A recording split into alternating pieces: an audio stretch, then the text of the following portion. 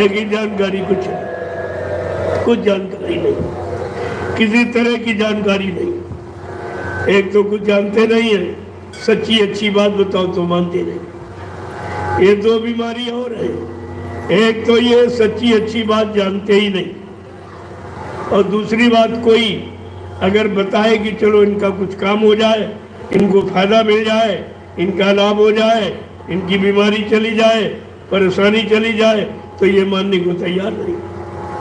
अगर ये मान ले तो फिर विनाश किसका होगा। अब तो ये पापों का घड़ा भर गया, अब ये फूटेगा अवश्य। जब घड़ा फूटने का समय आता है तो उनकी बुद्धि कैसी होती, जब जैसी हो तब पिता तब तैसी मति होए, और काल रेख की लेख को मेट सके नहीं कोई। इसको कोई नहीं मेट सकता। तुम लाख सुनाओ लाख समझाओ, क्या हिरण्यकशिपु को प्रहलाद ने कम सुनाया था, कम समझाया था, लेकिन एक भी बात नहीं मानी और उल्टा उसको मार डालने का प्रयास किया। और उल्टा ये प्रयास, क्या त्रेता में विद्वान रावण को उसका भाई विभीषण ने कम समझाया था हर तरह से, लेकिन समझाया कुछ नहीं, और उसको लात मार के और रात से बाहर निकाल दिया। ये इतिहास है। इसके बाद द्वापर में क्या भगवान कृष्ण ने कम समझाया था, अपने मामा कंस को, यदुवंशियों को कम समझाया था। यहाँ तक कहा, अरे यदुवंशियों, मैं तुम्हारी जात बिरादरी में आया हूँ, जात बिरादरी के नाते मेरी बात मान लो। तब यदुवंशी क्या कहता है, जा जा, जात का ग्वाला, गाय चराने वाला, माखन का चोर, तेरी बात मान लूंगा।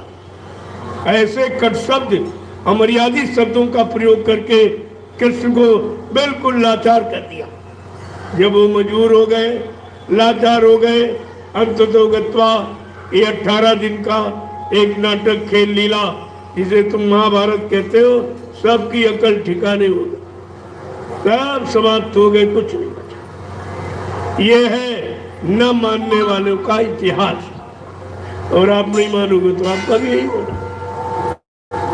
लेकिन उस विनाश लीला के पहले आपको सुनाया समझाया गया था, ताकि कोई ये न कहे कि हमको बताया नहीं गया था।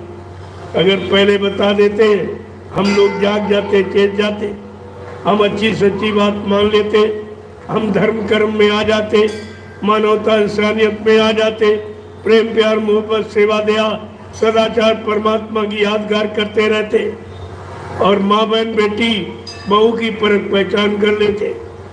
इसके लिए आपको समय के पहले जगाया जा रहा, ये जागृति का संदेश और सारे हिंदुस्तान में दिया जा रहा, हर समय दिया गया।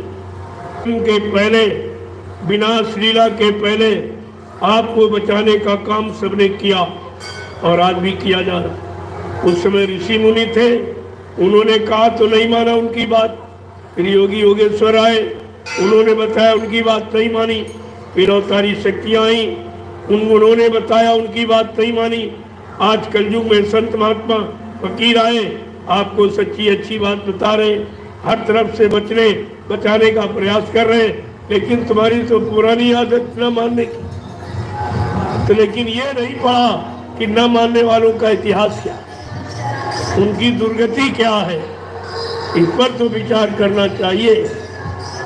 तो महात्माओं ने हमेशा बचाने का काम किया और आज भी किया। मानना न मानना तो तुम्हारा काम।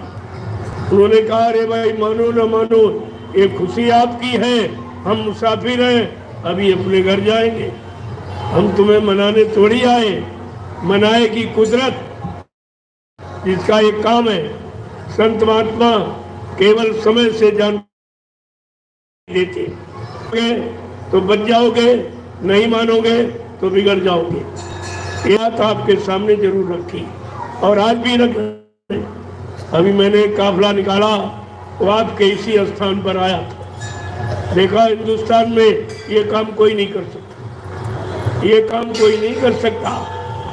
और सबको अच्छी सच्ची नेक भली बात बताने के लिए ये काफिला तुम्हारे 11 जिलों में भ्रमण किया और सबको जानकारी दी निःशुल्क। कोई दान दक्षिणा, कोई एवा सेवा, कोई रुपया पैसा सामान नहीं। ये काम आपके लिए किया गया जो हिंदुस्तान में न कोई कर रहा और न कोई कर सकेगा। ये कितना बड़ा काम आपके लाभ के।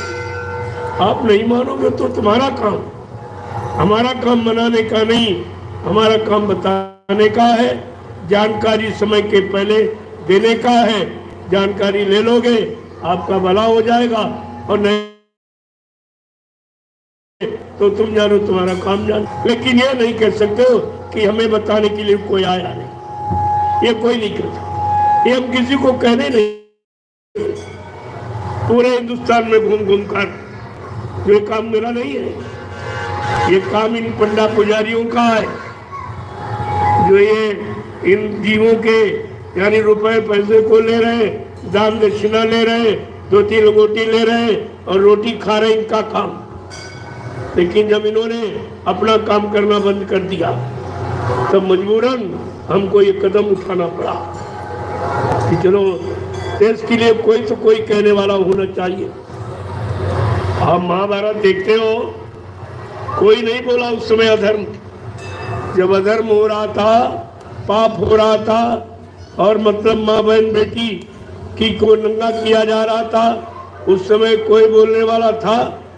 भीष्म पितामह भी सभा में बैठा और सर नीचे कर लिया, वो भी नहीं कह पाया। गुरु द्रोणाचार्य भी नहीं कह पाए, आचार्य भी नहीं कर पाए, लेकिन कोई कहने वाला था। वो कौन था? महात्मा विदुर। ये महात्माओं का काम है, किसी का काम कोई नहीं कह पाएगा। उसने कहा था ऐसे अधर्मी अन्यायी राजा के राज पे मैं काम नहीं करूंगा। उसने इस्तीफा दे दिया, अंततः वही बचा और बाकी सब मारे गए, सब मारे गए, सबका विनाश हो गया। तो समय की अच्छी नेक भली बात को जो नहीं कहेगा तो कुदरत की तरफ से उसका विनाश हो। ये तो सिद्धांत है, ये तो आपका इतिहास है जो बराबर आपको जानकारी देगा। भूतकाल के इतिहास को पढ़कर अगर वर्तमान में जो नहीं जागा, अपना नहीं सुधारा, तो वो भी उसी इतिहास में के समान वो भी चला जाएगा। ये सब जानकारी आपको कही। जय गुरुदेव, जय गुरुदेव, जय गुरुदेव, जय गुरुदेव। नाम किसका? जय गुरुदेव। नाम किसका? प्रभु का प्यारा नाम।